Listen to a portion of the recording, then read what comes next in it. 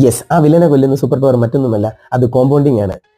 ലോകത്തിലെ 8ാമത്തെ അത്ഭുതം എന്ന് ആൽബർട്ട് ഐൻസ്റ്റൈൻ വിളിച്ചത് ഇതിനെയാണ്. സിമ്പിളായി പറഞ്ഞാൽ പലിശയ്ക്ക് മുകളിൽ പലിശ, അല്ലെങ്കിൽ ലാഭത്തിന് മുകളിൽ ലാഭം, അതാണ് കോമ്പൗണ്ടിങ്. ഒരു ഉദാഹരണം ഞാൻ നിങ്ങൾക്ക് പറയാം. നിങ്ങളുടെ കയ്യിൽ 10,000 രൂപ ഉണ്ടെന്നിരിക്കട്ടെ. നിങ്ങളത് 10% ഇൻട്രസ്റ്റ് കിട്ടുന്ന ഒരു ബാങ്കിൽ കൊണ്ടിട്ടു. ബാങ്കിൽ കിട്ടില്ല, എന്നാലും 10% ഇൻട്രസ്റ്റ് കിട്ടുന്ന ഒരു സ്ഥലത്ത് നിങ്ങൾ കൊണ്ടിട്ടു.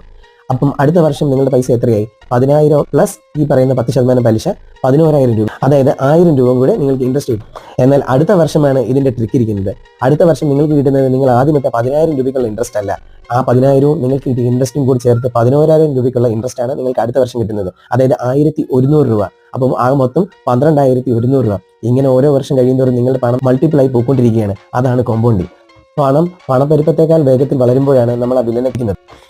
അപ്പോൾ ഈ കോമ്പൗണ്ടിങ്ങിന്റെ ശക്തി എവിടെ നിന്നാണ് കിട്ടുന്നത്? അതറിയാൻ ഈ ചാനൽ ഫോളോ ചെയ്യുക. ഇങ്ങനെയുള്ള എല്ലാ ഫിനാൻഷ്യൽ ടിപ്സും സീക്രട്സും നമ്മളിവിടെ ക്രാക്ക് ചെയ്യുന്നതായിരിക്കും. അപ്പോൾ ഹാപ്പി സേവിങ്.